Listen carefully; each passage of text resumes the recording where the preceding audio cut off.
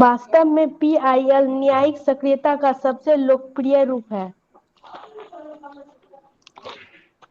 उदाहरण के रूप में हम एकर गोपालन बनाम स्टेट ऑफ मद्रास केस 1950, फिर शंकरी प्रसाद मामले आदि में न्यायालय में बहुत ही सक्रिय भूमिका निभाई है। ताज संरक्षण हेतु आगरा मथुरा के औद्योगिक इकाई को नोटिस, दिल्ली महानगर पालिका को सार्वजनिक वाहनों को सीएनजी से चलाने हेतु निर्देश, गंगा के किनारे एवं दिल्ली में यमुना किनारे पर अवस्थित आवासीय क्षेत्रों में चल रही फैक्ट्रियां एवं औद्योगिक इकाइयों को स्थानांतरण संबंधी निर्देश, चुनाव सुधारों के लिए निर्वाचन आयोग को दिशा निर्देश आदि न्यायिक सक्रियता के नवीन एवं ज्वलंत उदाहरण हैं। न्यायिक सक्रियता के पक्ष में कुछ तर्क जो निम्नलिखित है। न्यायिक सक्रियता रचनात्मकता से युक्त एक अभ्यास है। यह न्याय निर्णय में आवश्यक नवाचार लाती है। तो पहला पॉइंट है, न्यायिक सक्रियता न्यायाधीशों को उन मामले में अपने व्यक्तिगत ज्ञान का उपयोग करने का अवसर प्रदान करती है जहां कानून संतुलन प्रदान करने में विफल रहा है। दूसरा, इसके अतिरिक्त न्यायिक सक्रियता भी मुद्दों में अंतर्दृष्टि प्रदान करती है। यही कारण है कि यह स्थापित न्याय प्रणाली और उनके निर्णयों में त्वरित विश्वास कायम करती है। फिर कई बार सार्वजनिक शक्ति लोगों को नुकसान पहुंचाती है, इसलिए न्यायपालिका के लिए सार्वजनिक शक्ति के दुरुपयोग को जांचना आवश्यक हो जाता है। यह तेजी से उन विभिन्न मुद्दों पर समाधान प्रदान करने का एक अच्छा विकल्प है जहां विधायिका बहुमत के मुद्दे पर फंस जाती है। न्यायिक सक्रियता के विपक्ष में तर्क, न्यायाधीश किसी भी मौजूदा कानून को ओवरराइड कर सकते हैं, इसलिए यह स्पष्ट रूप से संविधान द्वारा तैयार की गई सीमा रेखा का उल्लंघन करता है। न्यायाधीशों की न्यायिक राय अन्य मामलों पर शासन करने के लिए मानक बन जाती है। इसके अतिरिक्त निर्णय निजी या स्वार्थी उद्देश्यों से प्रेरित हो सकते हैं जो जनता को बड़े पैमाने पर नुकसान पहुंचा सकते हैं। उसके बाद निष्कर्ष, न्यायिक सक्रियता संविधान द्वारा समर्थित नहीं है। यह न्यायिक अधिकारियों द्वारा पूरी तरह तैयार एक उत्पाद है जिसमें न्यायाधीश अपने विकल्पों के अनुसार कानून बनाने के लिए स्वतंत्र है, जिसमें वे न केवल शक्तियों के पृथक्करण के सिद्धांत के खिलाफ जाते हैं बल्कि यह कानून और अराजकता में अनिश्चितता भी पैदा कर सकता है, क्योंकि इस आधार पर प्रत्येक न्यायाधीश अपनी इच्छाओं और प्रशंसकों के अनुसार अपने कानून तैयार करना शुरू कर देगा। अतः संतुलन बनाए रखने के लिए न्यायिक अनुशासन पर विचार किया जाना चाहिए। कानून बनाना और कानूनों के बीच अंतर को भरना तथा लागू करना विधायिका तथा कार्यपालिका का कार्य है। इसका लाभ यह होगा कि न्यायपालिका केवल एक कार्य यानी अपने कार्य क्षेत्र की कार्य करेगी। इससे सरकार के सभी अंगों के बीच सुसंगत संतुलन और संवैधानिक मूल्यों को बनाए रखा जा सकता है। अतः न्यायिक सक्रियता लोकतंत्र के प्रति जन साधारण के विश्वास को बल प्रदान करती है। हो गया सर। चलिए फीडबैक दीजिए भाई आप लोग जरा। मैं तो फीडबैक जब क्लास ले लूंगा इस टॉपिक पे तब मैं दूंगा, आप लोग जरा दीजिए फीडबैक।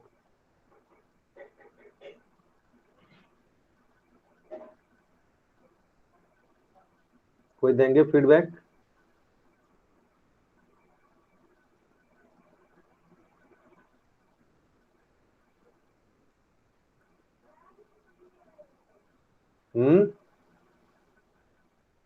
कोई फीडबैक दे रहे हैं लवली के आंसर पे?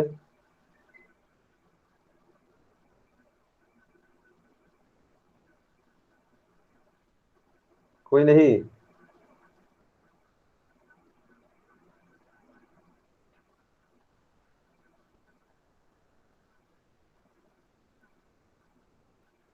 कोई नहीं दे रहे हैं? यस या नो तो बोलिए भाई कोई, कि मैं दे रहा हूं या नहीं दे रहा हूं।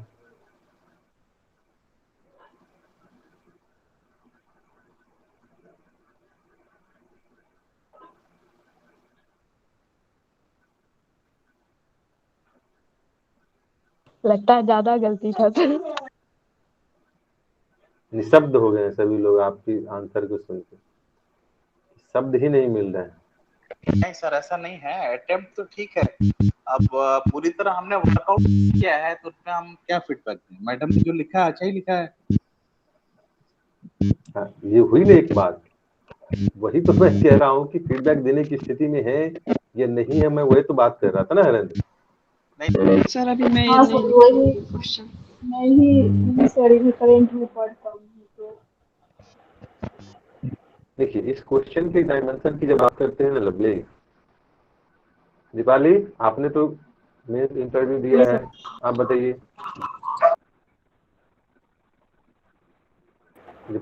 जी सर, करंट में पढ़े नहीं है तो सर समझ सकती है नहीं। हालांकि सर अरे लिखी अच्छा है, डायमेंशन थोड़ा करंट सा में नहीं और पढ़े होता। हैं, ये तो ट्रेडिशनल टॉपिक है ना।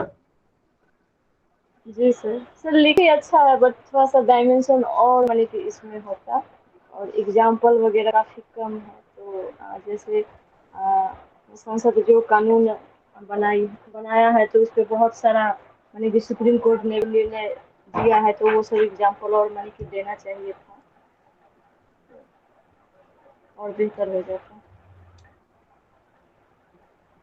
ठीक है, चलिए अब मैं बता दे रहा हूँ, वैसे मैं आंसर के बारे में ही बताऊंगा, मैं क्वेश्चन के डायमेंशन को ही बताता हूँ कि क्वेश्चन को कितने डायमेंशन में लिखने की आवश्यकता है।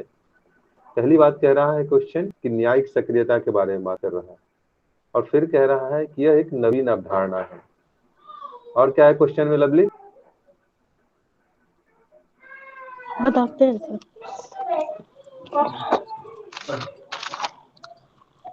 भारतीय शासन में न्यायिक सक्रियता एक नवीन धारणा है। विवेचना कीजिए तथा न्यायिक सक्रियता के पक्ष और विपक्ष में दिए गए मुख्य तर्कों को स्पष्ट कीजिए।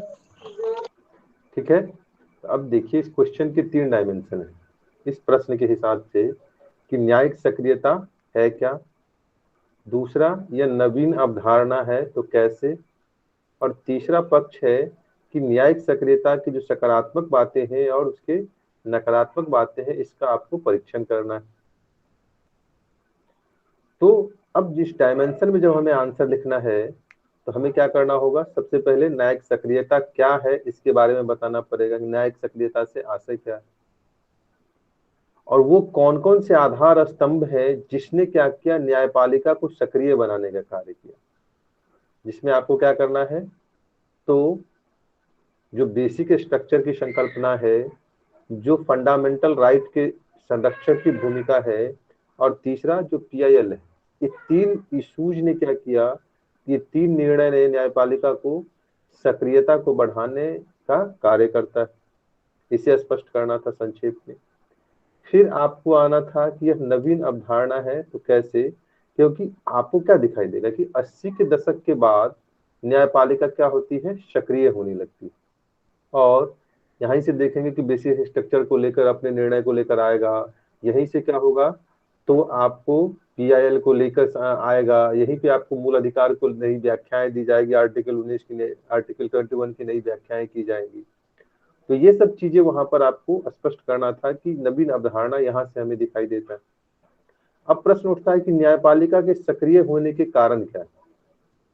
जब सक्रिय होने के कारण के पीछे क्या होगा, तो जब विधायिका और कार्यपालिका क्या करती है, अपने संवैधानिक और लोकतांत्रिक दायित्वों का समुचित निर्वहन नहीं करती, तो इस परिस्थिति में जो सृजित शून्य है, इस शून्यता को भरने के लिए न्यायपालिका क्या होती है, सामने आती है, और लोकतंत्र और संवैधानिक संस्थाओं के प्रति, संविधान के प्रति जनता की जो आस्था है उसको बनाए रखने का प्रयास करती है। फिर हमें यहाँ से आगे बढ़ना पड़ेगा, और यहाँ पे कुछ उदाहरण हमें देना पड़ेगा, और उदाहरण जैसे कि हम बात कर लेते हैं तो मनमोहन सरकार की बात कर लेते हैं। यहाँ पर क्या होगा कि सरकार जनता की अपेक्षाओं पे जब खरी नहीं उतरी तो बड़े पैमाने पर कोलगेट को लेकर, 2G को लेकर, जो न्यायिक निर्णय आए न्यायिक सक्रियता को लेकर, ये सब चीजें यहाँ पर हमें स्पष्ट करनी पड़ती उदाहरण के रूप में। फिर हम इसके पक्ष और विपक्ष में बात करते कि कैसे न्यायिक सक्रियता जो है भारतीय संविधान को, भारतीय लोकतंत्र को और जनता की आकांक्षाओं को क्या करती है, संरक्षित करती। और फिर दिखाते कि दूसरा पक्ष कैसे यह भारतीय लोकतंत्र को लेकर जनता की आकांक्षाओं के जो संदर्भ में जो कुछ नकारात्मक पहलू हैं वो कैसे इसे स्पष्ट करता है। ठीक है, तो ये क्या होता, एक बैलेंस और स्ट्रक्चर्ड पूर्ण आंसर होता। बातें समझ गए सभी लोग? Yes sir.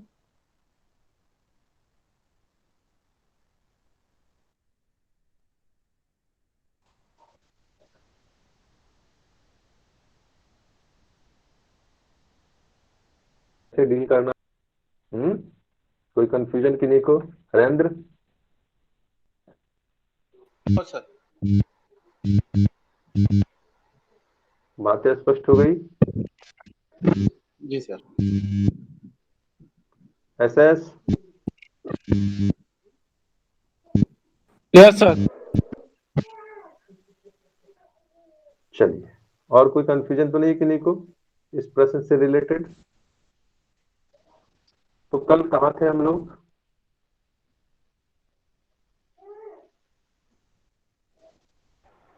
कल हम लोग न्यायपालिका कहाँ से तक पहुंचे संबंधित थे? मुद्दे और ये समस्या से बतला रहे थे।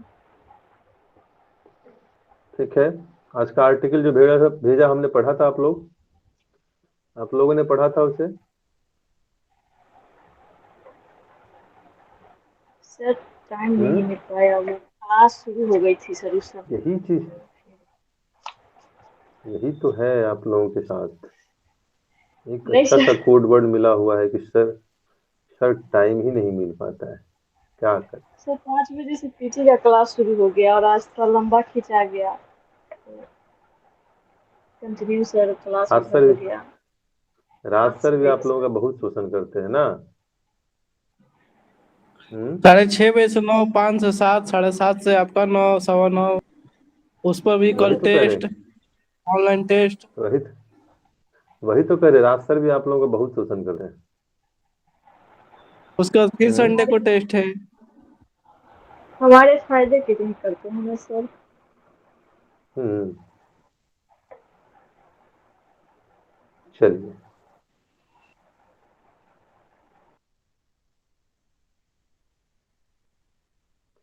तो कहाँ तक थे हम लोग न्यायपालिका में, क्या क्या लिख लिए थे? समस्या हो गया था सर।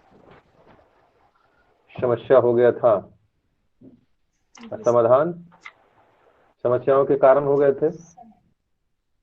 जी सर, जी सर, हम्म, समाधान होना था सर। चलिए,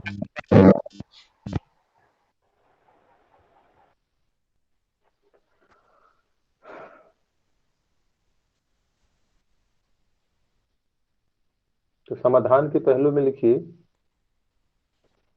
न्यायालयों की संख्या में वृद्धि होनी चाहिए। बहुत स्पीड हो गया यार। न्यायालयों की संख्या में वृद्धि होनी चाहिए।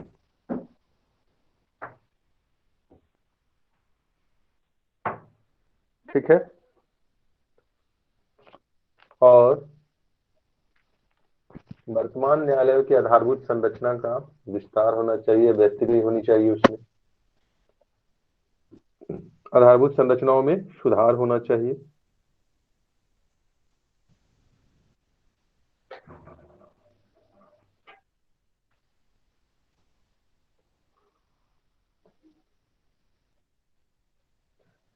नेक्स्ट,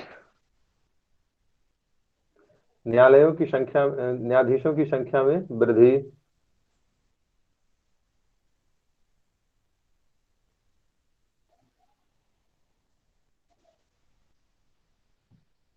विधि आयोग द्वारा अनुशंसित, विधि आयोग द्वारा अनुशंसित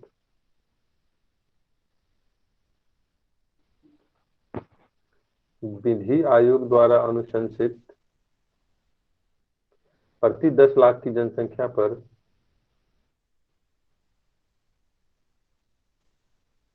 प्रति 10 लाख की जनसंख्या पर न्यायाधीशों की संख्या 50 होनी चाहिए। 50 होनी चाहिए।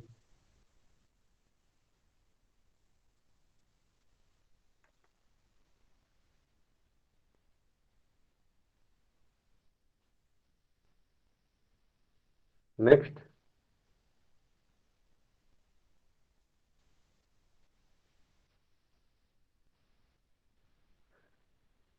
न्यायालयों में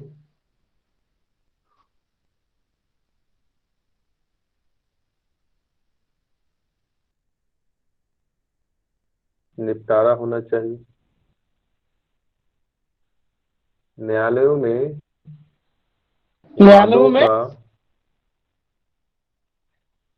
मामले लिख लीजिए, न्यायालयों में मामलों का निश्चित समयावधि में निपटारा होना चाहिए।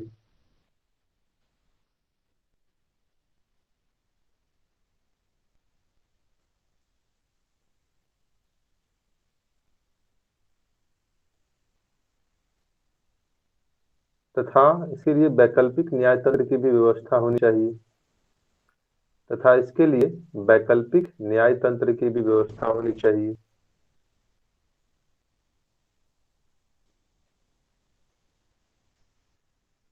जैसे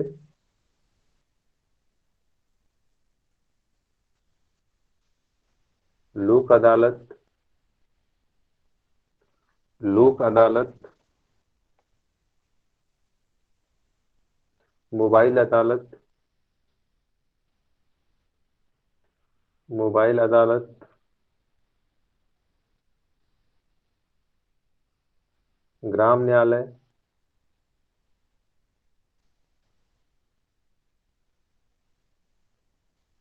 तथा अन्य प्राधिकरण का गठन,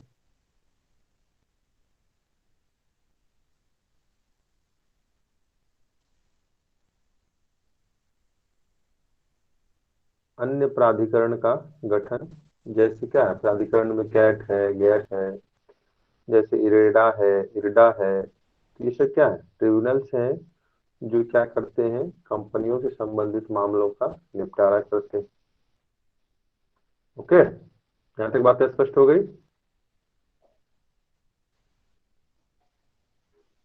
यस सर। नेक्स्ट लिखिए, न्यायालयों में सर्वोत्तम प्रतिभा को आकर्षित करने के लिए,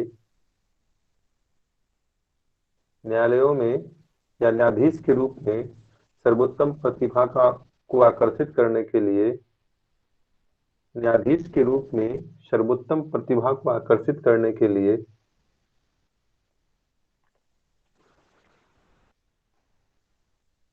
अखिल भारतीय न्यायिक सेवा का गठन होना चाहिए। अखिल भारतीय न्यायिक सेवा का गठन होना चाहिए।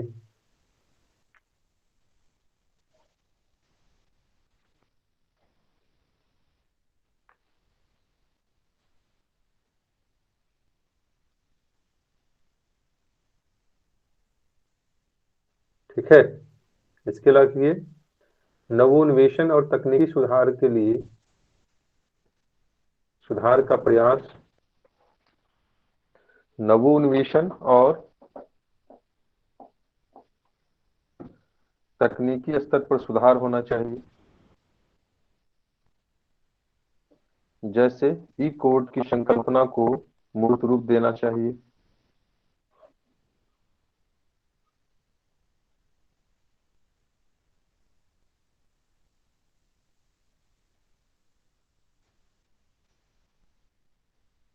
जैसे ई कोर्ट जैसे की संकल्पना को मूर्त रूप देना चाहिए। ई कोर्ट,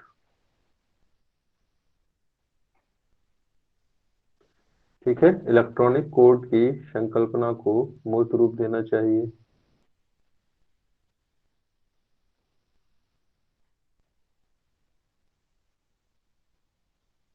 नेक्स्ट,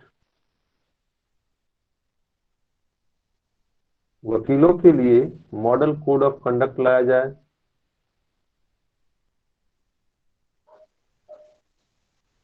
वकीलों के लिए मॉडल कोड ऑफ कंडक्ट लाया जाए,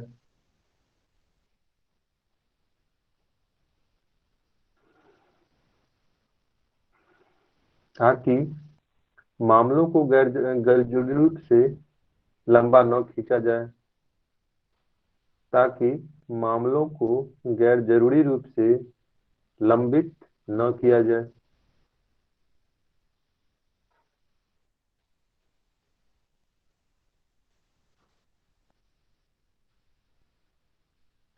मामलों को गैर जरूरी रूप से लंबित न किया जाए।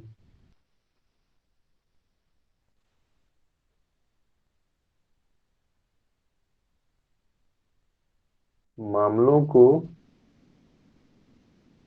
न किया जाए।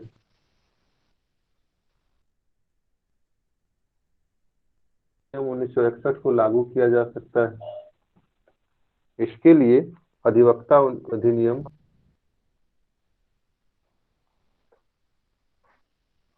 1961 को लागू किया जा सकता है।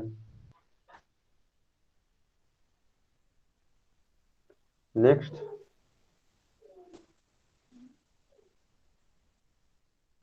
सरकार के पक्षकार को न्यायालय के बाहर ही समझौते का प्रयास करना चाहिए। सरकार के पक्षकार को न्यायालय के बाहर ही समझौते का प्रयास करना चाहिए,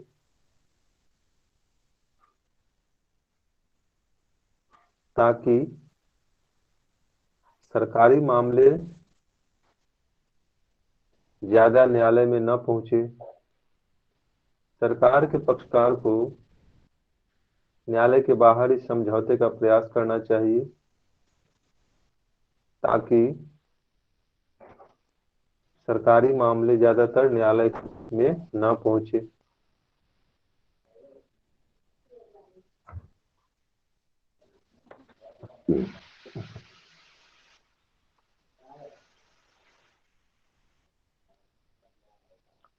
नेक्स्ट, जैसे लिख लीजिए वोडाफोन का मामला। जैसे वोडाफोन का मामला,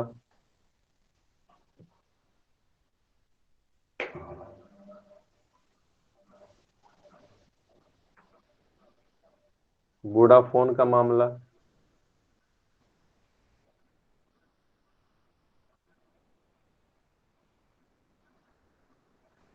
नेक्स्ट,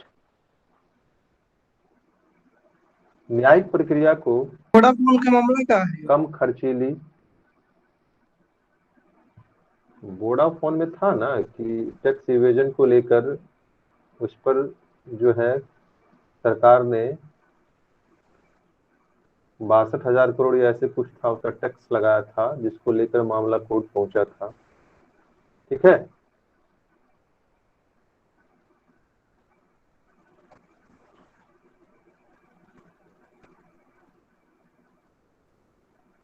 नेक्स्ट लिखिए, न्यायिक प्रक्रिया को कम खर्चीला बनाया जाए, खर्चीली बनाया जाए। न्यायिक प्रक्रिया को कम खर्चीली बनाया जाए, खर्चीला बनाया जाए।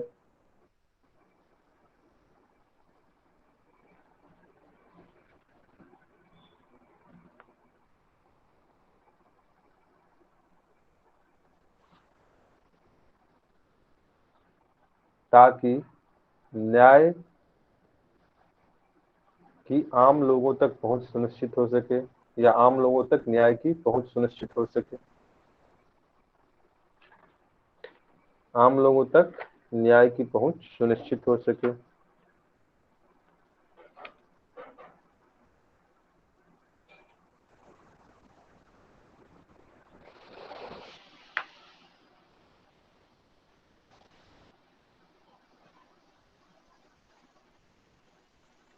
ठीक है, तो ये क्या थे? समाधान के वो मुद्दे थे या तत्व थे जिस पर हमें बात करनी थी।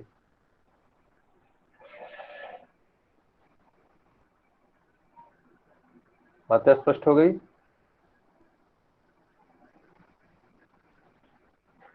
और कोई प्रश्न है मन सर में? यह ई कोड क्या होता है सर? हाँ अनुपमा, सर ई ई कोड कोड क्या का होता मतलब है? क्या हुआ? Electronic electronic media code. क्या होता है? जी इलेक्ट्रॉनिक मीडिया क्या होता है जानती हैं? नहीं।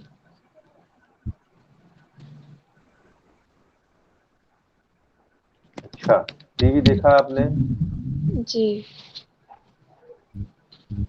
हम लोग अभी क्लास तो कर रहे तो टीवी पे जो इलेक्ट्रॉनिक न्यूज मीडिया। वगैरह आते हैं, टीवी पर जो न्यूज वगैरह आते हैं वो क्या है?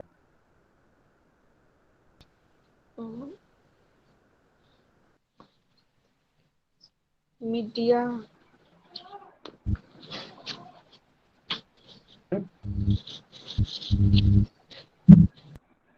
अनुपमा? जी सर, वही इलेक्ट्रॉनिक मीडिया हुआ। ठीक है, तो वही चीजें हैं कि वीडियो कॉन्फ्रेंसिंग के जी। माध्यम से आप क्या करेंगी। तो जैसे आप देखते हैं डिबेट वगैरह जब होता है तो वहां पे क्या होता है, एंकर बीच में रहता है और सारे डिबेटर्स कहीं कहीं घर पे बैठे रहते हैं। तो जी। वही चीजें इसमें भी होंगी। क्या होगा, कोर्ट में न्यायपालिका अपना न्यायाधीश बैठा रहेगा और फिर वीडियो कॉन्फ्रेंसिंग के माध्यम से आपकी वादों की सुनवाई, आपके मामले की सुनवाई होगी। समझ गए? जी सर।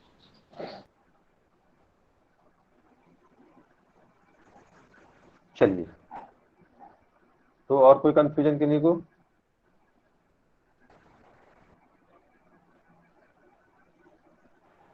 No sir. आगे बढ़े? आगे नहीं बढ़े? हाँ बड़े नोट्स पढ़ा था आप लोगों ने?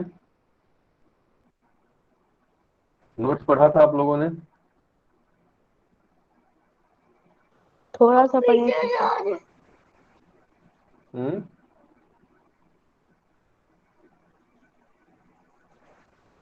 थोड़ा सा पढ़े थे। क्या क्या पढ़े थे थोड़ा सा में? हम्म, याद नहीं है, बस पढ़े क्या क्या थे। पढ़े थे? अच्छा, याद नहीं है, सिर्फ पढ़े थे। याद किसको करना पड़ेगा मुझे? नहीं सर, हम्म, हमें करना पड़ेगा, बस सर्दी खांसी है अभी, इसलिए मन नहीं किया ज्यादा पढ़ने का, छोड़ दिए। या अच्छा,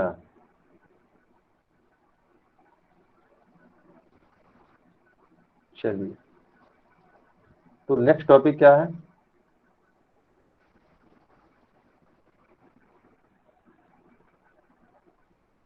नेक्स्ट टॉपिक क्या है?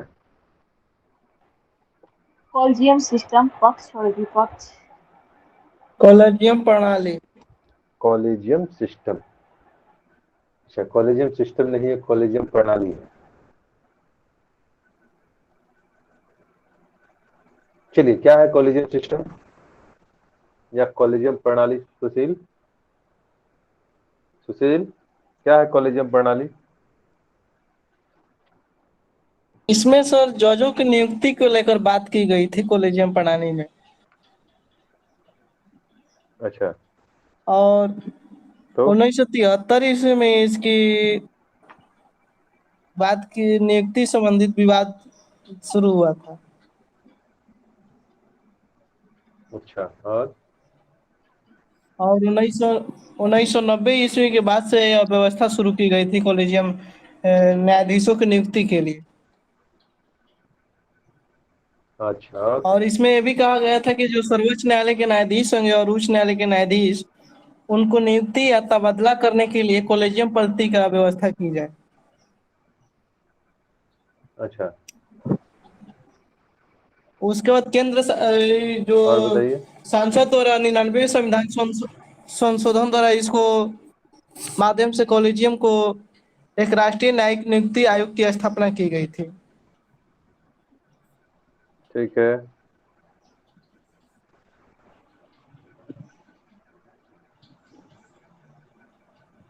और कुछ? बस हमें इतना ही पता है? मालूम है। और हम सबसे पहले यूएसए में इसका देखने को एग्जाम्पल मिलता है। अच्छा, देखिए, इतनी बातें पता है आपको, कितने बच्चे इतना ही पता है, आप यूएसए तक पहुंच गए। हमको तो इंडिया के बारे में भी नहीं पता है सुशील।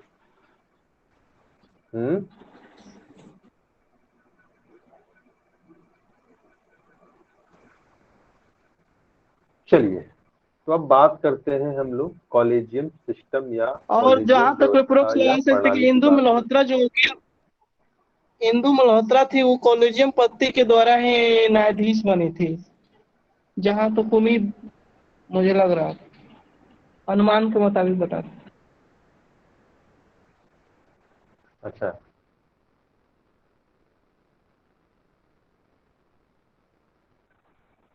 और लोग कैसे बन रहे हैं अभी हैं?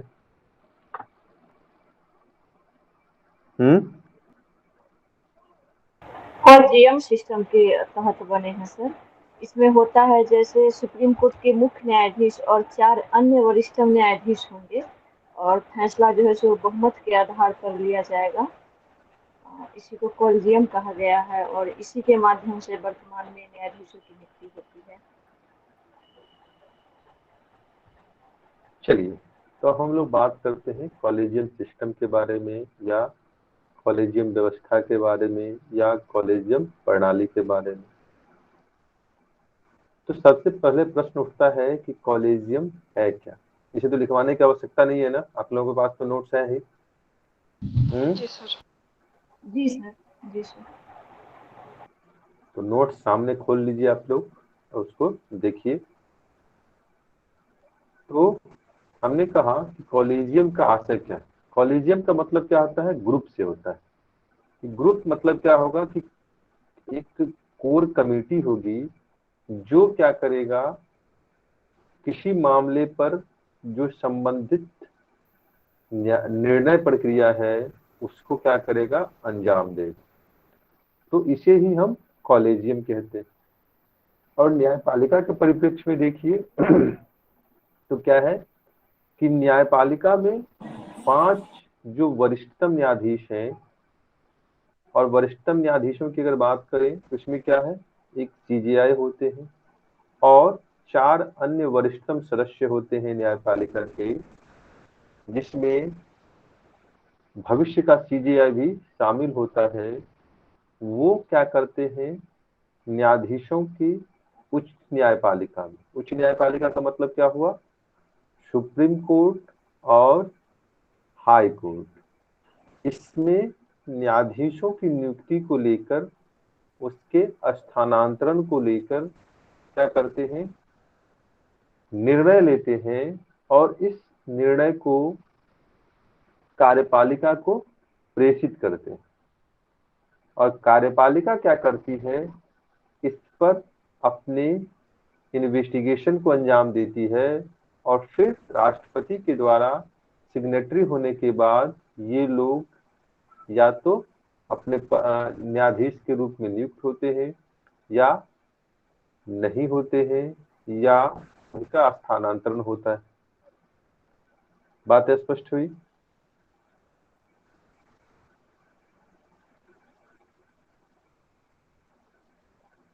बात स्पष्ट हुई? Yes sir. जी सर। नहीं हुआ? Yes sir.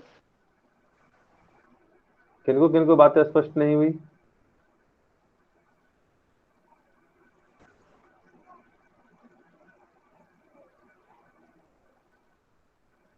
बात किन्हें किन्हें स्पष्ट नहीं हुई कॉलेजियम सिस्टम के बारे में?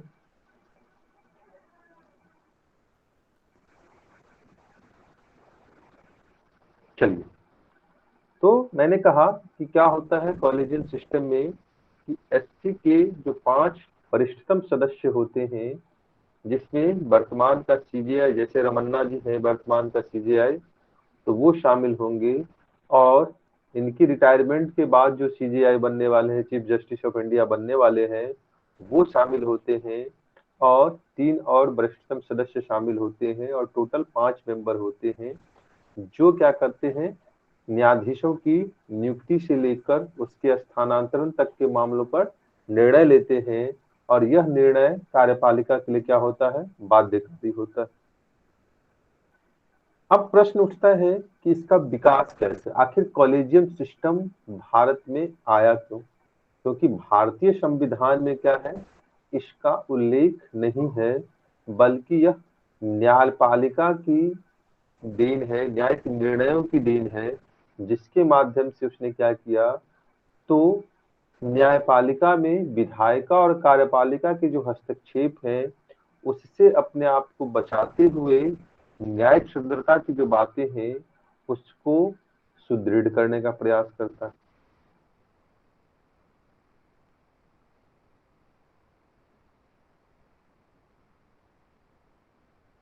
मामले पर हम बात करते हैं कि कॉलेजियम सिस्टम क्यों आया। इंदिरा गांधी के और इंदिरा गांधी ने क्या किया, वरिष्ठता के सिद्धांत का उल्लंघन करते हुए जो परंपरा में चली आ रही थी कि जो सर्वोच्च न्यायालय के सबसे वरिष्ठ सदस्य होंगे या जज होंगे वही क्या करेंगे, तो मुख्य न्यायाधीश में चुने जाएंगे या बनेंगे। लेकिन यहाँ पर इंदिरा गांधी की सरकार ने क्या किया, इस परंपरा को तोड़ने का कार्य करता है और न्यायपालिका में हस्तक्षेप करते हुए वरिष्ठता के सिद्धांत से परे हटकर एएन रे को क्या करते हैं, शायद मुख्य न्यायाधीश के रूप में स्थापित करते हैं, उसको बनाते हैं। और यहाँ से यह विवाद आगे बढ़ना शुरू होता है और फिर यहीं से आप देखेंगे कि क्या होगा, भारतीय राजनीति उथल पुथल के दौर से गुजरेगी। उथल पुथल कहने का मतलब क्या है, यहाँ से क्षेत्रीय राजनीति का क्या होगा, क्षेत्रीय मुद्दों का क्या होगा, प्रादुर्भाव होगा भारतीय राजनीति में। यहीं से गठबंधन की राजनीति जो है आगे बढ़ेगी और क्या होगा, तो गठबंधन की राजनीति के आगे बढ़ने के कारण संसदीय व्यवस्था जो है वो कमजोर होगी और इस कमजोरी का लाभ उठाकर न्यायपालिका क्या करेगी, अपनी स्थिति को मजबूत करने का प्रयास करेगी। और इस मजबूती के क्रम में 90 के दशक में जो न्यायपालिका ने क्या किया, दो महत्वपूर्ण फैसले लेती, जिसके माध्यम से जो है कॉलेजियम सिस्टम का एस्टेब्लिशमेंट होता है, स्थापित होती है कॉलेजियम सिस्टम। और ये दो महत्वपूर्ण मामले कौन से हैं, जिसमें कहा गया कि जो कॉलेजियम सिस्टम में अब क्या होगा कि न्यायपालिका के अनुशंसाओं पर ही कार्य विधायिका और कार्यपालिका क्या करेगी, कार्य करेगी। और सर्वोच्च न्यायालय और उच्च न्यायालय में जो न्यायाधीशों की नियुक्ति और स्थानांतरण का मामला है वो अब कॉलेजियम सिस्टम के द्वारा किया जाएगा। इसमें कार्यपालिका का हस्तक्षेप नहीं होगा। कार्यपालिका का हस्तक्षेप उतना ही होगा कि वो क्या करेगी, इस नियुक्ति प्रक्रिया को अंजाम दे। अनुशंसा करने का अधिकार जो है वो कार्यपालिका से ले लिया गया न्यायिक निर्णयों के द्वारा और यह न्यायपालिका के पास आ गया। फिर आगे क्या होगा, इसमें लेकिन विवाद बढ़ना शुरू हो जाएगा और विवाद बढ़ने की स्थिति में फिर एक न्यायिक निर्णय आएगा और उस न्यायिक निर्णय में क्या कहा जाएगा, उसमें कहा जाएगा कि यह जो न्यायपालिका की जो कॉलेजियम सिस्टम है इसके द्वारा जो निर्णय लिए गए हैं यह कार्यपालिका के लिए क्या है, बाध्यकारी। इसमें कार्यपालिका कोई परिवर्तन नहीं कर सकती। ये क्या था, कॉलेजियम सिस्टम के डेवलपमेंट को लेकर जो बातें थी उसे मैंने यहाँ पर स्पष्ट किया। यहाँ तक बातें स्पष्ट हो गई कि नहीं तो सभी को, कि कोई कंफ्यूजन है? जी सर।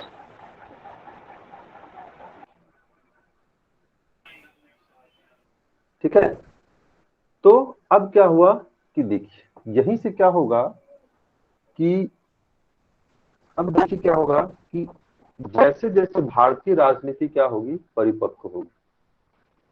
और भारतीय राजनीति जब परिपक्व होगी और जब मोदी का युग आएगा, मोदी का एरा आएगा, तो इस समय क्या होगा, सरकार एक बहुमत की सरकार होगी और मजबूत सरकार होगी। तो इस परिस्थिति में वो क्या करेगी, चेक एंड बैलेंस की पॉलिसी को अपनाने की कोशिश करेगी। यानी कि जो मनमोहन सिंह की सरकार तक जो शक्ति संतुलन की जो स्थिति थी वो न्यायपालिका के पक्ष की ओर झुकी हुई थी, उसको मोदी की सरकार क्या करेगी, बैलेंस करने की कोशिश करेगी। और इसी के परिप्रेक्ष्य में वो क्या करेगी, 99 संविधान संशोधन के माध्यम से एनजेएसी को सामने रखेगी, यानी कि राष्ट्रीय न्यायिक नियुक्ति आयोग को सामने रखेगी, और जिसमें क्या होगा, चीफ जस्टिस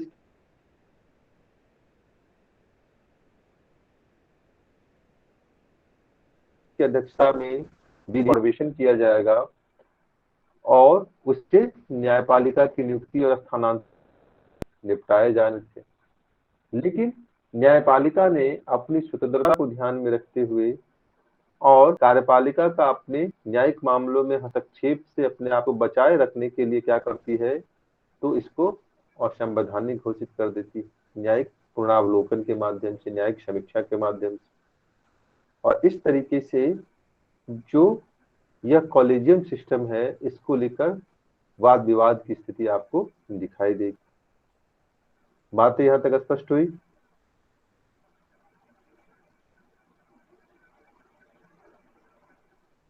यस सर। जी सर। तो इसका मतलब क्या हुआ? मतलब यह हुआ कि जब जब क्या होता है, सत्ता पक्ष कमजोर होता है, यानी कि विधायिका और कार्यपालिका कमजोर होती है और वो अपने संवैधानिक दायित्वों को, जनहित के दायित्वों को निर्वहन करने से क्या होती है, पीछे असमर्थ होती है, उस परिस्थिति में जो शक्ति का संतुलन है वो क्या होता है, गड़बड़ाता है, शून्यता की स्थिति उत्पन्न होती है, और उस सृजित शून्य को भरने के लिए न्यायपालिका सामने आती है और इसके माध्यम से न्यायपालिका अपनी परिस्थिति को मजबूत करने का प्रयास करती है। और इसी का परिणाम है कि आप जितनी भी चीजें देखेंगे, चाहे हम कॉलेजियम सिस्टम की बात कर लीजिए, चाहे आप क्या कर लीजिए, न्यायिक सक्रियता की बात कर लीजिए, चाहे आप मूल ढांचे की संकल्पना की बात कर लीजिए, चाहे आप पीआईएल की बात कर लीजिए, चाहे आप जो कहते हैं कि आर्टिकल 21 की नवीन व्याख्या है उसकी बात कर लीजिए, मूल अधिकार के संरक्षक के रूप में उसकी भूमिका है उसकी बात कर लीजिए, वहां पर न्यायपालिका की भूमिका सक्रिय हो जाती, अपने पक्ष को मजबूत करने का वो प्रयास करती। ठीक है?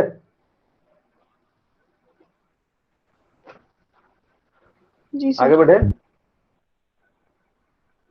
चलिए। तो अब प्रश्न उठता है कि कॉलेजियम सिस्टम से संबंधित विवाद क्या है या विसंगतियां क्या है।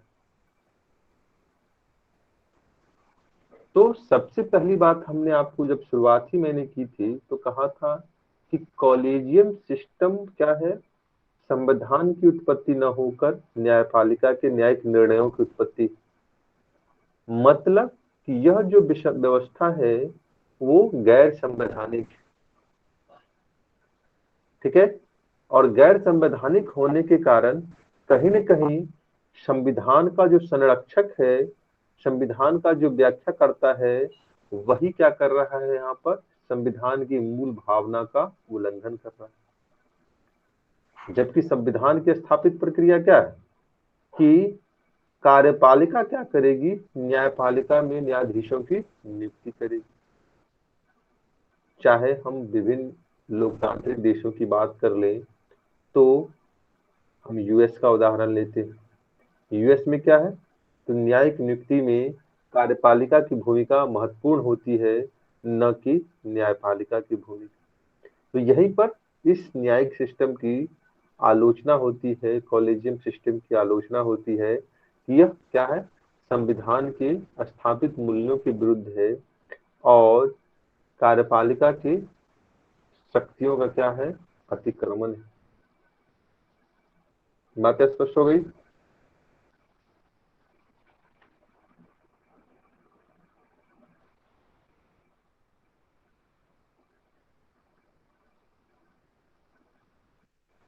बोलिए। जी सर। मुझे सुन पा रहे हैं आप लोग? सर जी sir. Yes sir. Yes sir. चलिए,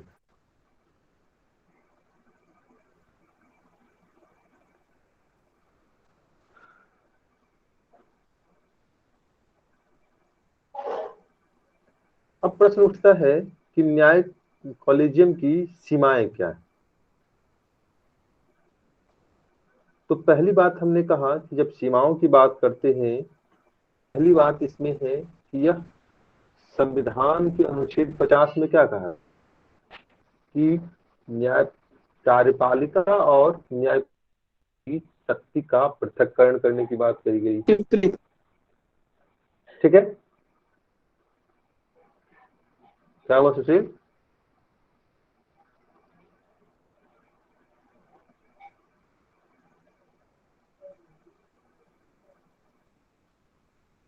तो नहीं, जो यहाँ अनुच्छेद पर हम 50 क्या बोले देखते तो हैं? बोले न्यायालय के विपरीत की बात करता है।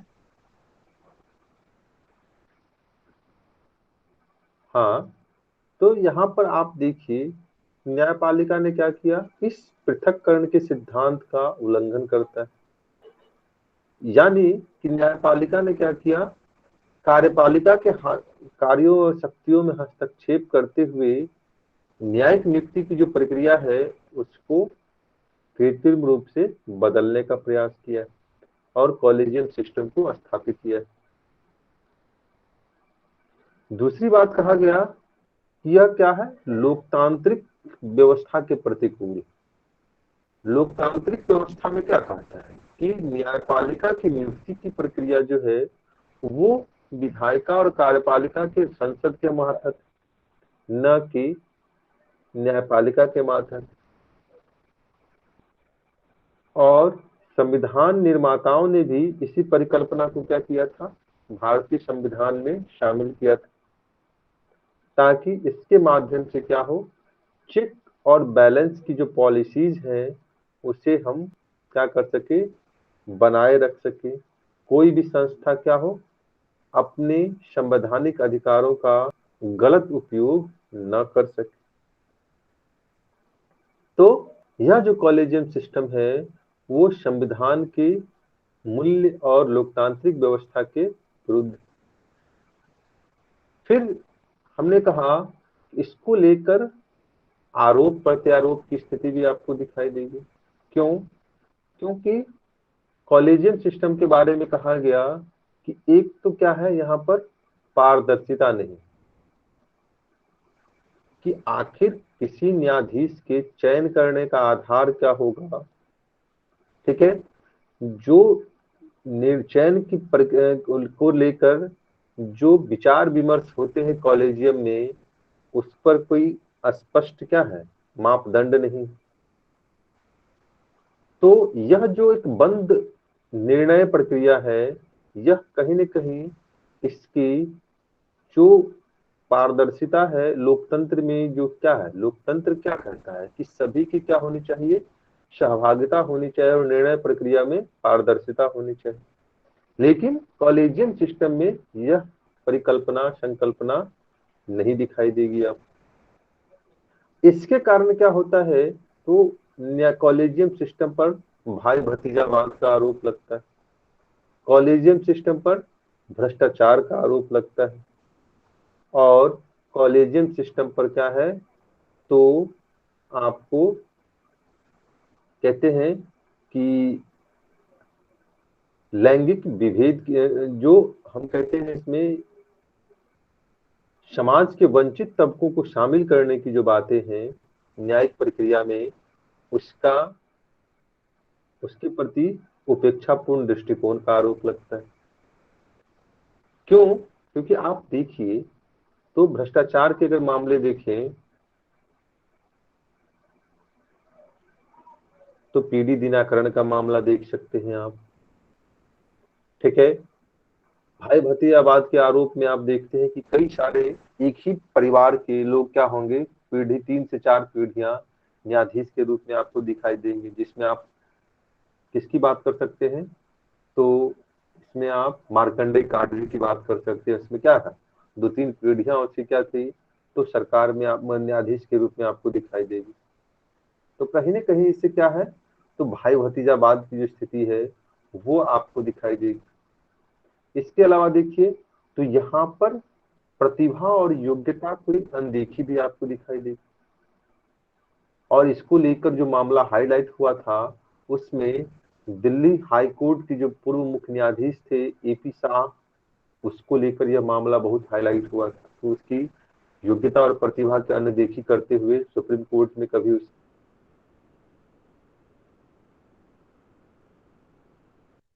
नहीं किया गया। इसी तरीके से देखिए तो आप देखेंगे कि समाज का जो वंचित, चाहे हम महिलाओं की बात करें या एससी एसटी कैटेगरी की बात करें, अल्पसंख्यकों की बात करें, इनका जो प्रतिनिधित्व है वो उसकी स्थापित क्षमता के विपरीत दिखाई देगा। और आज तक अगर छोड़ दे तो एकाध उदाहरणों को अगर छोड़ दिया जाए तो समाज का जो वंचित तबका है उसके मुख्य न्यायाधीश और न्यायाधीशों की संख्या आपको गिने चुने ही दिखाई देंगे। अभी आपने न्यूज में पढ़ा होगा कि पहली बार देश को क्या है मुख्य महिला के रूप में मुख्य सीजीआई बने मिलने वाला है। यानी कि हमारा पिछले 75 वर्षों का इतिहास है, 70 वर्षों का जो इतिहास है न्यायपालिका का, उसमें क्या एक भी महिला ऐसी नहीं थी जो चीफ जस्टिस बनने की योग्य थी। तो कहीं ना कहीं ये जो बायसनेस है वो आपको इस कॉलेजियन सिस्टम में दिखाई देगा और इस कारण से इसकी आलोचना की जाती है। बातें स्पष्ट हुई?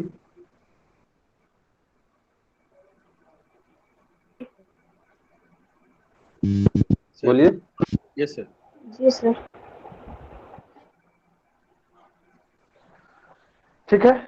और इसके परिणाम स्वरूप क्या होता है कि कहीं ना कहीं न्यायपालिका की जो गरिमा है, जो प्रतिष्ठा है, उसमें गिरावट की स्थिति दिखाई देगी आपको। जो अविश्वास है जनता में न्यायपालिका के प्रति उसमें वृद्धि दिखाई देगी, जो एक संवैधानिक संस्था के रूप में न्यायपालिका के लिए क्या है, आत्महत्या के समान। ठीक है, आगे बढ़े। तो इस तरीके से कॉलेजियम सिस्टम के बारे में सारी बातें स्पष्ट हो गई।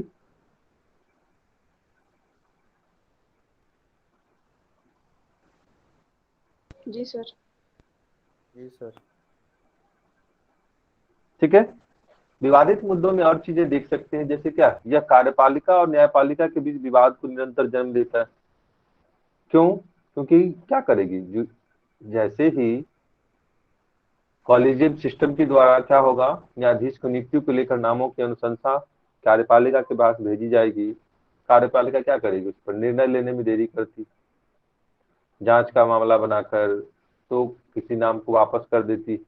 जैसे ही वापस करती है न्यायपालिका के कान खड़े हो जाते और वो क्या करती है, पुनः उस नाम को वापस भेज देती, अनुशंसा कर देती। तो कहीं ना कहीं इस तरह क्या होता है, तो कार्यपालिका और विधायिका के बीच, न्यायपालिका के बीच विवाद उत्पन्न होता है और इससे न्यायिक नियुक्ति में देरी होती। और जब न्यायिक नियुक्ति में देरी होगी तो कहीं ना कहीं इससे जो न्यायालय की मूल परिकल्पना है न्याय देने का समय पर, उसमें भी देरी दिखाई देगी आप। और परिणाम स्वरूप लंबित वादों की संख्या निरंतर बढ़ती चली जाएगी और उच्च न्यायालय में यह स्थिति गंभीर होगी। क्यों? क्योंकि आपने आज के आर्टिकल में से पढ़ेंगे कि लगभग 4 से 4.5 करोड़ मामले क्या है न्यायपालिका में लंबित। फिर देखिए तो हमने कहा कि इससे क्या होगा कि न्यायाधीशों की नियुक्ति को लेकर जो जवाबदेहिता और उत्तरदायित्व है इसका भी इसमें अभाव दिखाई देगा। क्यों? क्योंकि आखिर मान लीजिए कि पीडी दिनाकरण है, और पीडी दिनाकरण पर यदि भ्रष्टाचार का आरोप लगा तो अब यहाँ पर क्या होगा, न्यायपालिका क्या कहेगी, न्यायपालिका ये कहेगी कि भाई मेरा काम क्या है, मैंने इसके नाम की अनुशंसा की, इसके इन्वेस्टिगेशन करना किसका काम है, तो कार्यपालिका का काम है, गृह मंत्रालय का काम। तो ऐसी परिस्थिति में क्या होता है, आरोप प्रत्यारोप की स्थिति आपको दिखाई देगी। यानी कि न्यायपालिका विपरीत परिस्थितियों में अपनी जवाबदेहिता और उत्तरदायित्व से क्या करती है, बचने का प्रयास करती है। तो ये भी आपको कॉलेजियम सिस्टम की विशेषज्ञतियों में या उसकी सीमाओं में दिखाई देगी। आप फिर देखिए, तो हमने कहा कि नियुक्ति प्रक्रिया में क्या है, वर्तमान जो व्यवस्था है वो जटिल और विलंबकारी। क्यों?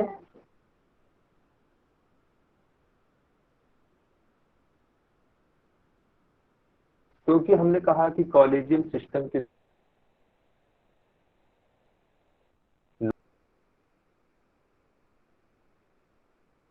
फिर उस पर पालिका उस पर जाएगा या वही नाम वापस जाएगा, फिर उस पर परिचर्चा होगी, न्यायपालिका फिर कार्यपालिका उस पर इन्वेस्टिगेट करेगी, फिर वहां से फाइनल लिस्ट को राष्ट्रपति के पास भेजा जाएगा, राष्ट्रपति फिर उस पर क्या करेगी, कुछ उसको अगर चर्चा परिचर्चा करनी होगी तो फिर रिपोर्ट भेजेगी न्यायपालिका के पास, और फिर वहां से जाएगा और फिर सिग्नेटरी होकर फिर न्यायाधीशों की नियुक्ति होगी। तो कहीं ना कहीं यह जो प्रक्रिया है वो क्या है, बहुत जटिल और विलंबकारी प्रक्रिया है, जो न्यायाधीश की नियुक्ति को लेकर और न्यायपालिका की विश्वसनीयता को लेकर प्रश्न खड़ा करता है। बातें स्पष्ट हो गई?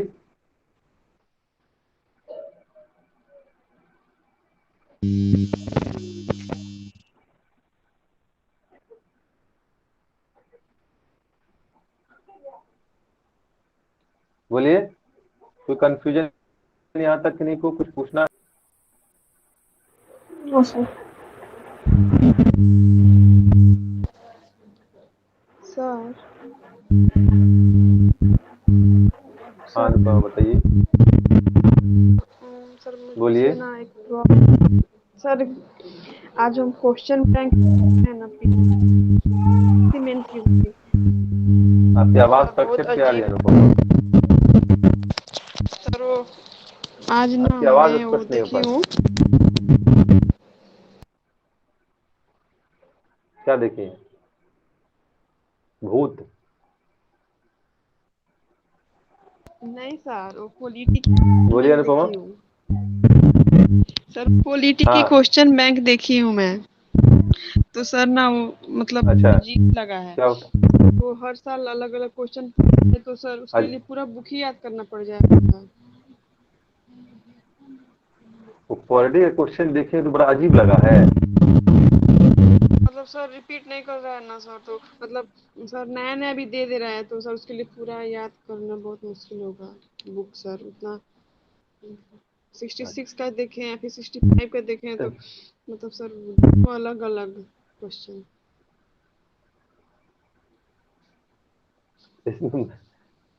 तो इसमें क्या कहना चाह रही हैं आप?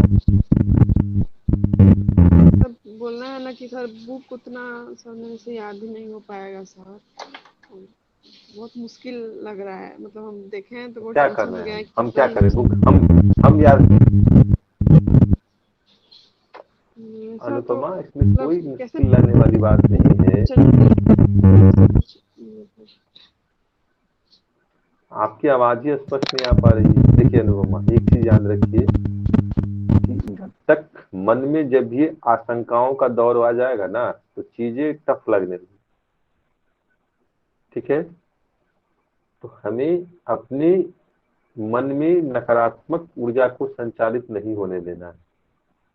अब ये बताइए कि आखिर आपकी बैच में कितने बच्चे हैं?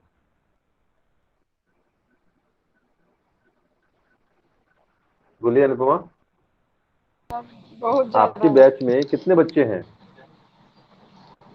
60-70 तो थे कितने? सर, 70। मेंस में कितने बच्चे हैं? मेंस में कितने मेंस बच्चे में हैं? तो अभी सर 30 को बच्चे हैं। 30 बच्चे हैं। अब ये बताइए कि इस 30 बच्चों में से किसी ने भी ये कहा कि सर ये परेशानियां हैं? नहीं सर। क्या आपको इस लगता है कि इस 30 बच्चे का जो लेवल है वो आपसे बेहतर है? जी सर, हम्म। हाँ सर, किसी किसी का मतलब है, जो लिखता है उसका तो पता है कि हाँ उन लोग का सही है। जैसे लवली है, वो आप प्रिया है, 1/8% की और वो प्रीति आप है, एकाध वो लोग। परसेंट की बात को लेकर नहीं चल सकते ना आप। मैं वो नहीं कह रहा अनुपमा, मैं कह रहा हूँ कि आप एकाध परसेंट की बातों को लेकर नहीं चल सकते। एकाध परसेंट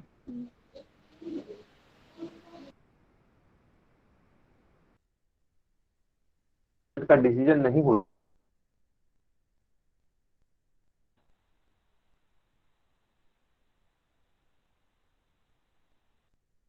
जी सर। देखेंगे तो 115 20 25 बनाने वाले 115 20 25 बनाने वाले को कितने लोग मिलेंगे? हाँ, बहुत कम ही होते हैं। 100 लोग, जी 200 लोग, जी। यही मिलेंगे ना। तो हम उसको उसको मान के नहीं चलते ना, उसको मापदंड मान के चल सकते हैं आप। नहीं। हम्म। जी सर, नहीं सर। तो वही चीज मैं आपसे कह रहा हूँ कि सभी लोग क्या है, सभी लोग इक्वल प्लेटफॉर्म पे। वही अगर मान लीजिए कि 66वें का कट 108 था, तो 108 पे आपको क्या है, 50,000 लड़के दिखाई देंगे। यानी कि जितना अगर रिजल्ट हुआ, तो रिजल्ट में से 30% से 40% रिजल्ट आपको 108 से 110 के बीच में आपको दिखाई देगा। ये दिखाई देगा ना, या कि जी 40 के 80% के आसपास रिजल्ट आपको इतना ही पे दिखाई देगा। तो हमें इस पे काम करना है ना, कि हमें 1% फाइट के पीछे बढ़ना है। हमें जो जी सर। मिनिमम कट ऑफ है, हमें उसको ध्यान में रखना है कि हमें यहाँ तक पहुंचना है, और इसके लिए हमें जितने भी आवश्यक चीजें हैं हमें वो करना पड़ेगा। और ये जी मैं ही सर। कर सकती हूँ, ये चीजें जब तक मन में नहीं लाइएगा, तो फिर चीजें क्या होंगी, दिक्कत वाली होंगी। आखिर कमियां हैं तो कमियों को दूर कीजिएगा ना। जी ये सर। तो मेंस है, इसमें तो रटने की जरूरत नहीं होती। मान लीजिए अगर किसी वनडे एग्जाम की अगर तैयारी करेंगे आप, तो वहां पर क्या होगा, आपको फैक्ट्स एंड फिगर्स क्या होंगे, रटने पड़ेंगे। वहां तो परिस्थितियां और जटिल हो जाएंगी, वहां तो हजारों बुक पढ़ना पड़ेगा आपको। यहाँ जी तो 1 से 2 बुक में, या जो मैं पढ़ा दे रहा हूँ उसको थोड़ा सा वैल्यूएडिशन अगर कर लीजिएगा तो काम चलने वाला हो। लेकिन अगर पीटी की बात कर लें, चाहे हम एसएससी कीजिए, दरोगा कीजिए, या अन्य जितने भी वनडे एग्जाम है उसकी तैयारी कीजिए, तो वहां पर क्या है, परिस्थितियां इससे ज्यादा जटिल है। ठीक है, तो जी। हिम्मत मत हारिए, ये सोच के कीजिए कि मैं ही कर सकता हूँ और कोई नहीं कर सकता, या जब ये लोग कर सकते हैं तो मैं क्यों नहीं कर सकती। ओके। जी सर। चलिए। हाँ सर। हाँ सर, नमस्कार सर। बोलिए। सर मैं आज फर्स्ट बार ज्वाइन किया बताइए। हूँ। आज मेरा पहला। तो हाँ सर बताइए क्या क्या है। अभी क्या चल रहा है सर? टॉपिक क्या चल रहा है? धर्मेंद्र, अभी टॉपिक चल रहा है हमारा जुडिशियरी। ठीक है। संतोष सर। संतोष सर। और संतोष सर। हाँ सर। करें धर्मेंद्र अभी बोलिए जुड़े सर। हैं, थोड़ा सा इनसे बात कर लीजिएगा आंसर राइटिंग पे।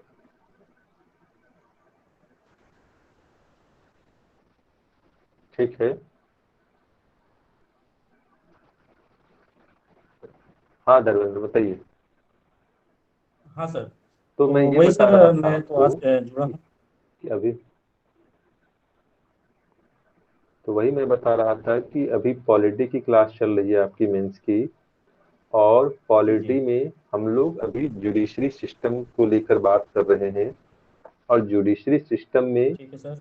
जो ट्रेडिशनल फैक्ट से लेके जो इश्यूज हैं, वर्तमान में क्या सिनेरियो है, इस सभी पर विस्तार से हम लोग चर्चा परिचर्चा करते हैं।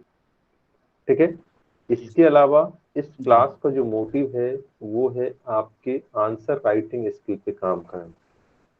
मैं यहाँ पे जी जी जी, आपको बहुत बढ़िया सर। मेंस के सारी बातें बताने के लिए नहीं बैठा हूँ, बल्कि आपके आंसर राइटिंग पे मुझे काम करना है। क्यों?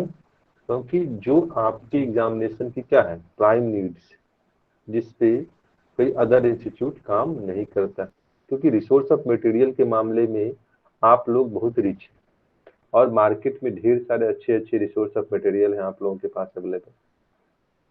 तो फैक्ट्स एंड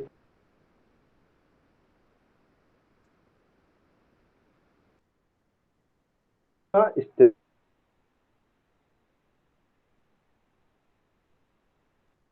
कैसे करें, कैसे smart write up to the mark. तो इस बैच का जो मेन मोटिव है वो यही है कि आपके राइटिंग स्किल पर काम करना, कि कैसे आप 70% तक नंबर प्राप्त कर सकते हैं। इस अप्रोच से हमें आगे बढ़ना, ठीक है? जी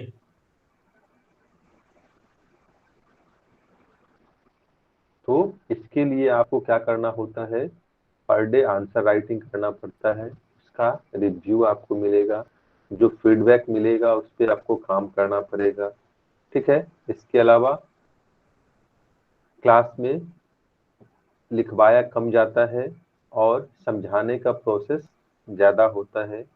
मैं पहले नोट्स प्रोवाइड कर देता हूँ, ठीक है? या जहाँ पे नोट्स की अपनी सीमाएं होती हैं वहाँ पे आपको उन टॉपिक्स को लिखवा दिया जाता है। ये क्लास का मोड है, ठीक है?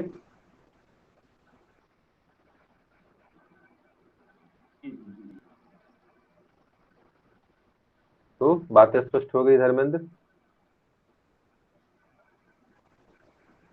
हाँ सर। क्लास समझ में आ रही है? हाँ सर बिल्कुल। आप फ्रेशर्स हैं या पहले भी दे चुके हैं मेंस या पीटी तैयारी कर चुके हैं? सर सर सर मैं 2 बार मेंस दिया हूँ। ठीक है, क्या कमियां रह गई, जी क्या कमियां रह सर, गई? उस समय तो जिस समय मैं मेंस दिया हूँ लास्ट, वही सर राइटिंग स्किल उतना बढ़िया नहीं।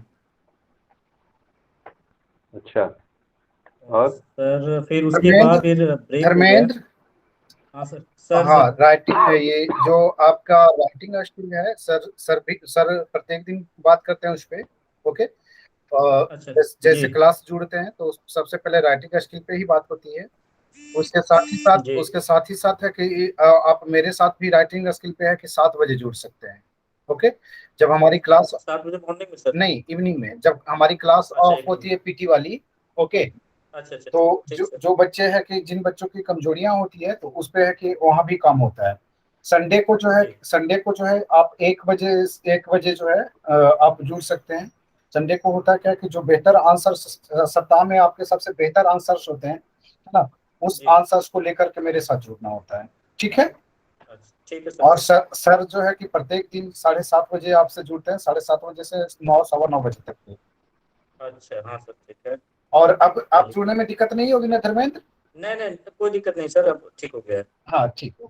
एक्चुअल में सर क्या था कि मेरा पढ़ाई थोड़ा सा बीच में ब्रेक हुआ। मैं लास्ट 2016 में दिया था, 56 से 59 मिनट्स दिया था। और सर मैं सेंट्रल गवर्नमेंट में सर्विस कर रहा हूँ तो मुझे उतना टाइम नहीं मिल पा रहा है, हम्म। तो नहीं, फिर से सर कोई स्टार्ट नहीं, किया। कोशिश करना है क्योंकि आपके पास टाइम भी कम है ना। जी जी जी बिल्कुल। 24x7 वाले हैं तो थोड़ा सा की कोशिश करना है कि टाइम कटौती करके उधर से जॉब से, है ना। हाँ वो तो सर कर लेंगे हाँ, उसमें जॉब तो। जॉब कोशिश यही करना है कि जॉब से टाइम कटौती कर करके इधर जुड़ना है। ओके। बिल्कुल बिल्कुल सर, और वही पीटी सर क्वालिफाई 2-4 नंबर से आज के नहीं हो पा रहे 2 बार से। कोई नहीं, हो जाएगा, टेंशन नहीं। ठीक है। मॉर्निंग में साढ़े थोड़ा छह सा बजे सर। सुबह 6:30 बजे क्लास है। और शाम जी में 5 बजे पीटी का क्लास है। दो टाइम पीटी का, 7:30 बजे से आपका मेंस कॉल है। अच्छा ठीक है सर। हाँ, चलिए बात कीजिए शेड्यूल सर। मुझे पता। चलिए, हाँ सर। तो आज जो मैं धर्मेंद्र क्वेश्चन पे बात कर रहा था, न्यायिक सक्रियता वाले, जी जी आपने जी। सुना था उसको? क्या लगा? सर मैं थोड़ा सा सुना हूँ। हाँ सर, थोड़ा सा सुना हूँ, इसलिए मुझे समझ में नहीं आ रहा है कि किस टॉपिक से बात कर रहे हैं, क्या हो रहा है। थोड़ा सा 2-3 मिनट सुना था बस। अच्छा, शुरुआत से नहीं जुड़े थे आप क्या? नहीं नहीं नहीं सर, अभी तुरंत जस्ट जुड़ा हूँ आपसे आपसे। एक्चुअल में मीट नहीं हो पा रहा था, कनेक्ट नहीं हो पा रहा था। पहली क्लास अच्छा है अच्छा, सर आज। चलिए कोई बात नहीं।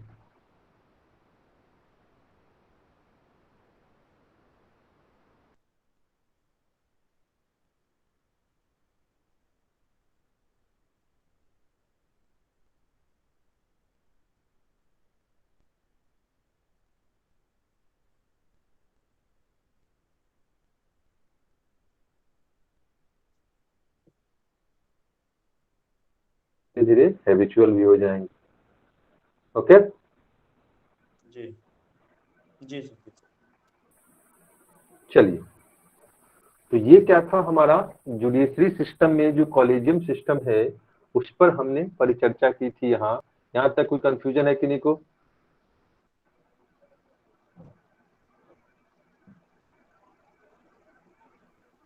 नहीं बोलिए, सर। नेक्स्ट टॉपिक क्या है?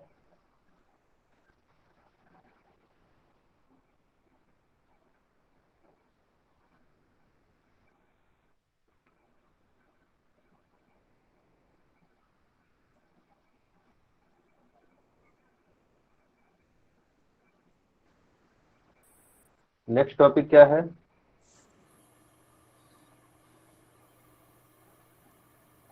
सर नेक्स्ट तो यही है, न्यायिक सक्रियता।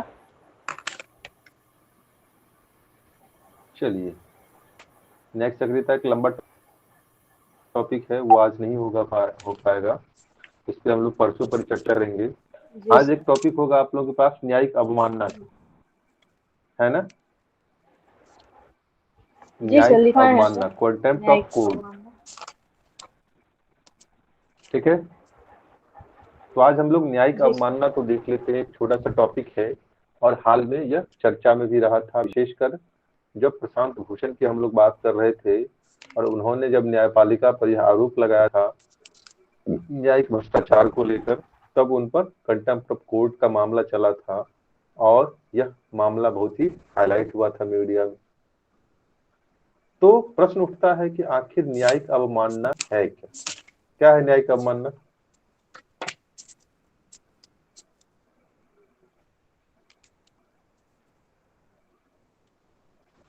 क्या है न्यायिक अवमानना?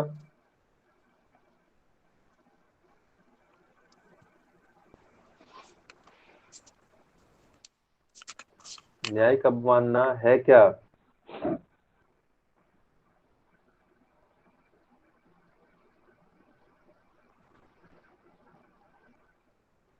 बोलिए।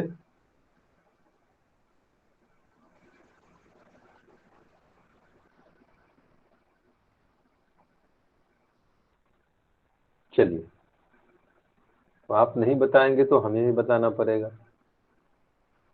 तो न्यायिक अवमानना से आशय क्या है कि जब आप क्या करते हैं, न्यायपालिका की जो गरिमा है, जो प्रतिष्ठा है, उसमें उसका हनन करने का प्रयास करते और न्यायपालिका पर आरोप लगाते हैं।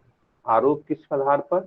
तो तथ्यहीन, यानी कि बिना फैक्ट्स एंड फिगर के आधार पर जब आप न्यायपालिका पर आरोप लगाते हैं और इससे जो न्यायपालिका की संवैधानिक गरिमा है, उसकी प्रतिष्ठा है, उस पर जब इसका नकारात्मक प्रभाव पड़ता है, तब न्यायपालिका आप पर क्या करती है? कंटेम्प्ट ऑफ कोर्ट की मामले चलाती और फिर कंटेम्प्ट ऑफ कोर्ट के द्वारा आपको न्यायपालिका दंडित करने का प्रयास करती। फिर प्रश्न उठता है कि आखिर कंटेम्प्ट ऑफ कोर्ट की व्यवस्था संविधान में क्यों की गई? क्यों न्यायपालिका को अपने ही ऊपर लगाए गए आरोप को सुनने का और उस पर निर्णय देने का अधिकार दिया गया? तो इसके पीछे जो संविधान निर्माताओं का मूल उद्देश्य था, वह था कि हमें क्या करना है, न्यायपालिका की जो स्वतंत्रता है, संवैधानिक स्वतंत्रता, उसे बनाए रखनी, उसे बचाए रखनी। क्यों? क्योंकि हमने आपको बताया था कि न्यायपालिका का कार्य क्या है, तो संविधान का संरक्षण करना और संविधान की व्याख्या करना। ऐसी महत्वपूर्ण कार्यों के निर्वहन को लेकर हमें क्या करना था,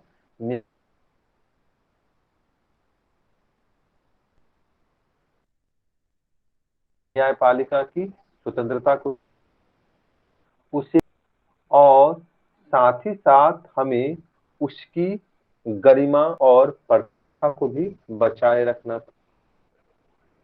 इसीलिए संविधान निर्माताओं ने इन्हीं उद्देश्यों को बनाए रखने के लिए, जिसमें हमने कहा कि न्यायपालिका की स्वतंत्रता और उसकी गरिमा और प्रतिष्ठा को बचाए रखने के लिए यह कंटेम्प्ट ऑफ कोर्ट की संकल्पना को संविधान में शामिल किया गया।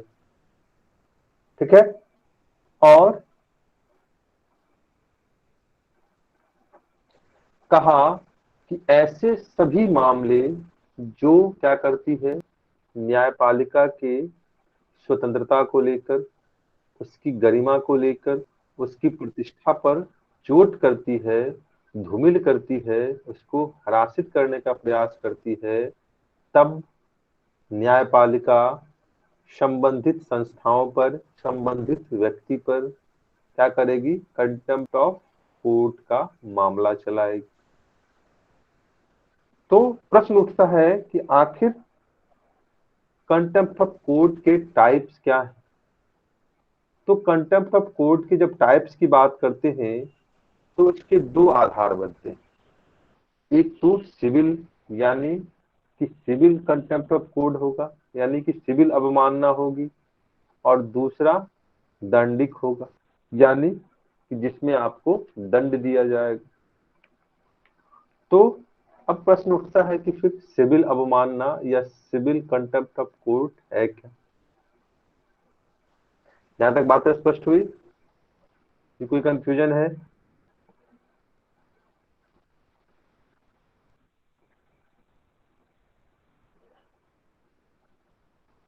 नहीं।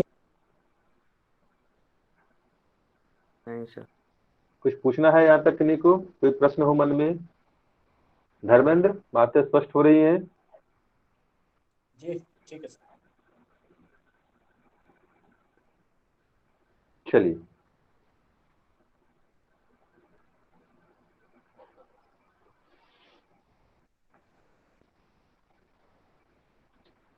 तो पहले हमने कहा कि जब अवमानना की बात आती है तो इसके दो टाइप्स होते हैं, और इसमें पहला हमने कहा कि सिविल अवमानना है।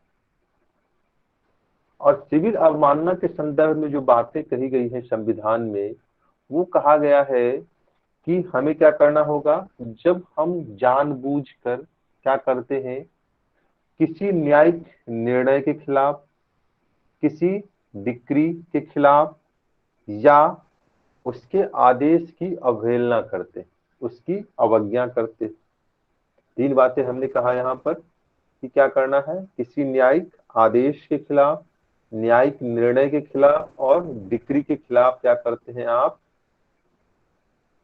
अवहेलना करते हैं, अवज्ञा करते हैं। तब न्यायपालिका क्या करेगी, या फिर एक टर्म्स एंड कंडीशन और है कि आप मान लीजिए कोई वादा करते हैं न्यायपालिका से कि भाई मैंने इसका क्या किया है, 50,000 रुपए का नुकसान किया है, तो मैं अगले 3 महीने में क्या करूंगा, इनको 50,000 रुपया लौटा दूंगा। और आप जो वायदे किए हैं न्यायपालिका के समक्ष, यदि आप उसको पूरा नहीं करते हैं, तब ये जो कंडीशन है वो आप पर सिविल अवमानना का आधार बनाता है। तो हमने कहा कि आदेश, निर्णय और डिक्री के अलावा जब आप न्यायालय में किए गए वादों की अवहेलना करते, तब आप पर क्या होगा, सिविल अवमानना चलेगा और आप पर जुर्माना वगैरह लगाया जा सकता है। इसके अलावा आता है दांडिक अवमानना।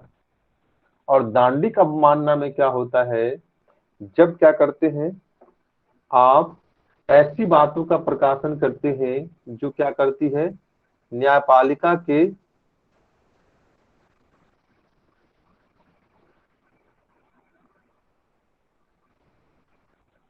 जब आप ऐसी बातों का प्रकाशन करते हैं जिससे क्या होता है न्यायपालिका के किसी कार्यों में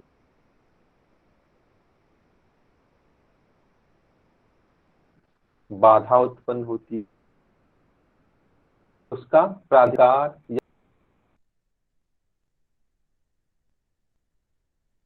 कम, या और वो क्या था कि जब क्या होगा आपके किसी बातों से न्यायपालिका के कार्यवाही में अनावश्यक हस्तक्षेप होगा, उसके न्याय प्रशासन में अनावश्यक हस्तक्षेप होगा, और साथ ही साथ जब न्यायपालिका का प्राधिकार क्या होता है अनावश्यक रूप से कम होता है, तब न्यायपालिका आप पर क्या करती है आपराधिक मामले चलाती है। और यह प्रकाशन जो होगा वो किन संदर्भों में, या तो लिखित हो सकता है, या मौखिक हो सकता है, या सांकेतिक हो सकता है, या चित्रित हो सकता है। इन सभी रूपों में यदि आप ऐसी गतिविधियों को अंजाम देते हैं तब आप पर आपराधिक मामले न्यायपालिका के द्वारा चलाए जाते हैं। ठीक है, बातें स्पष्ट हुई?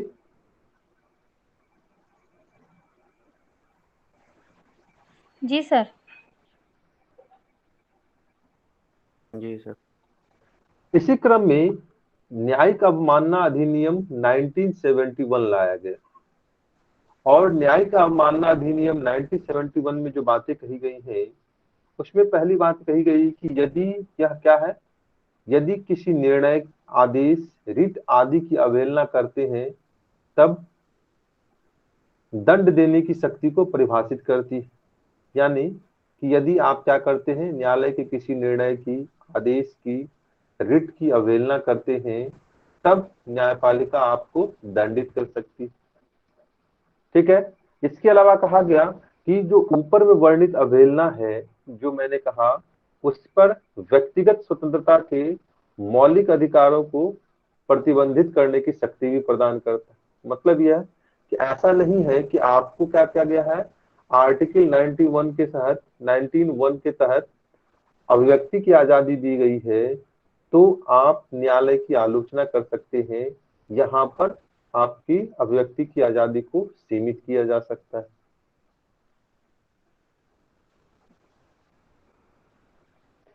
और फिर सिर्फ यह नहीं है कि सिर्फ आम नागरिकों को या अन्य संवैधानिक संस्थाओं पर ही न्यायिक अवमानना का आरोप चल सकता है, बल्कि स्वयं न्यायपालिका के न्यायाधीशों पर भी आप यह घटना देख सकते हैं। जैसे कि आप CS कर्नन का मामला सुना होगा आपने, जो क्या था कलकत्ता हाई कोर्ट का शायद न्यायाधीश था या मुख्य न्यायाधीश था, और उसने क्या किया था, उसने सुप्रीम कोर्ट तक के अधिकारों को चुनौती दे दी थी और उसको लेकर न्यायालय में खुद अपने कोर्ट में उसको लेकर डिसीजन भी दिया था। तो उस पर क्या हुआ था, तो जस्टिस CS कर्नन पर न्यायिक अवमानना का आरोप लगा था और उन्हें 6 माह तक के कारावास के दंड की सजा भी दी गई। तो हमने कहा कि सिर्फ आम जन पर या विभिन्न अन्य संस्थाओं पर ही नहीं बल्कि न्यायाधीशों पर भी अगर वो संविधान के न्यायपालिका की स्थापित प्रक्रिया के विरुद्ध अगर जाते हैं तब उन पर न्यायिक अवमानना का आरोप लगाया जाता है।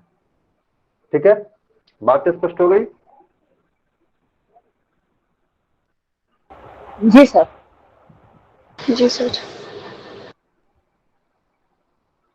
ठीक है, और इसी क्रम में इसको लेकर क्या हो गए वाद विवाद की स्थिति भी आपको दिखाई दी, और इसके आलोचनात्मक पहलू की अगर बात करें तो सबसे पहली बात कहा गया कि आलोचना में कि यह क्या करता है आपके अभिव्यक्ति की स्वतंत्रता पर प्रतिबंध लगाता है। यानी कि न्यायपालिका जो है उसकी अगर आप स्वस्थ आलोचना भी करते हैं तो भी आप पर क्या है, कंटेम्प्ट ऑफ कोर्ट का मामला चलेगा और यह आपकी मौलिक अधिकार के तहत जो अभिव्यक्ति की आजादी है, अभिव्यक्ति और अभिव्यक्ति की स्वतंत्रता की बात की गई है, यह उसके प्रतिकूल जाता है। और इसके उदाहरण की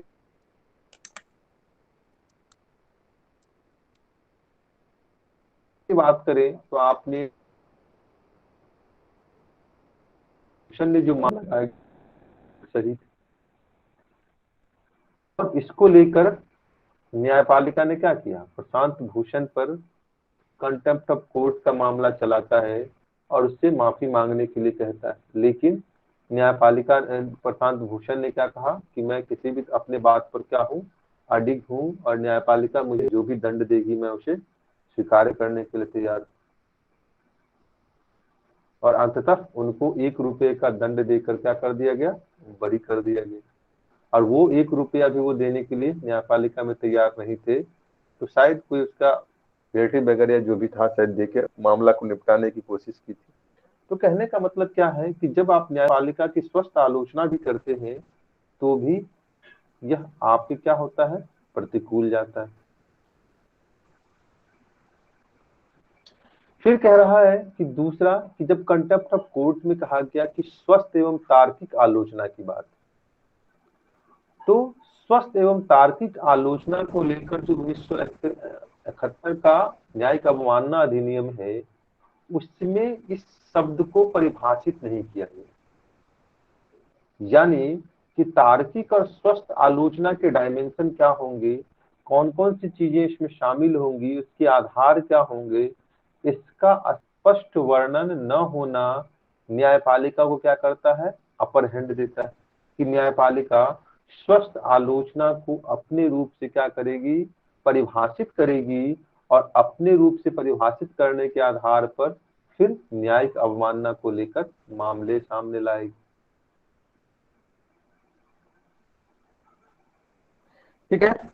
इसके अलावा कहा गया कि अगर हम अन्य लोकतांत्रिक देशों की ओर देखें, चाहे हम यूएस की बात करें, चाहे हम ब्रिटेन की बात करें, जिससे हमने क्या किया है, संसदीय व्यवस्था को अपनाया है, जिससे हमने क्या किया, संवैधानिक परंपरा को अपनाया है, अगर वहां की उदाहरण की हम बात करें, वहां के उदाहरणों को अगर देखें तो वहां पर न्यायपालिका के निर्णयों की समीक्षा की जा सकती या उसकी आलोचना की जा सकती, क्योंकि न्यायपालिका भी अपने आप में क्या है, एब्सोल्यूट नहीं है ना।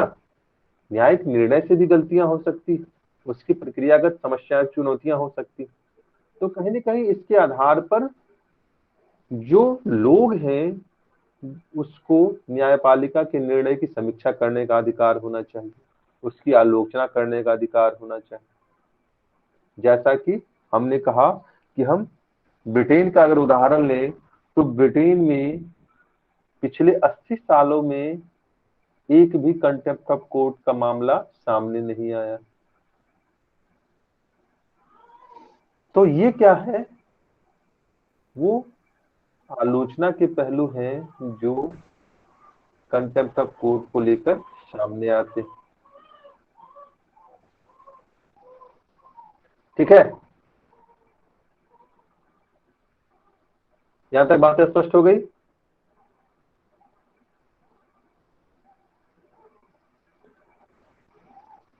जी सर। तो इस तरीके से जी सर। इसका समाधान क्या होना चाहिए, तो समाधान के पहलू में जो आलोचनात्मक बातें हैं कि न्यायपालिका की स्वतंत्र, स्वस्थ और तार्किक आलोचना होनी चाहिए और इसको लेकर न्यायपालिका में एक्सेप्टेंस होना चाहिए, क्योंकि एक संवैधानिक संस्था के रूप में और एक लोकतांत्रिक देश में होने के कारण उनकी जो आलोचना है उसका आधार तैयार हो सकता है। ठीक है, स्वस्थ और तार्किक आलोचना को कंटेम्प्ट ऑफ कोर्ट में परिभाषित किया जाना चाहिए और इसको लेकर विधायिका को पहल करनी चाहिए। तो ये सब चीजें उसके समाधान के पहलू में दिखा सकते हैं और इस तरीके से हमारा कंटेम्प्ट ऑफ कोर्ट का जो मामला है वो अब यहाँ पर समाप्त होता है। तो यहाँ तक कोई प्रश्न जो या चीजें समझ में ना आई हो?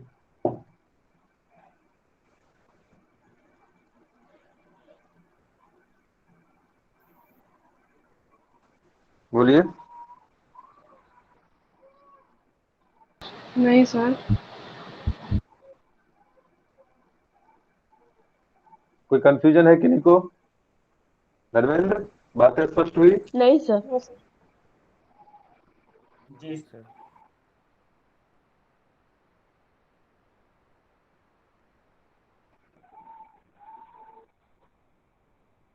हाँ सर। धर्मेंद्र ठीक है सर। पूछिए। अच्छा, बातें स्पष्ट हो गई?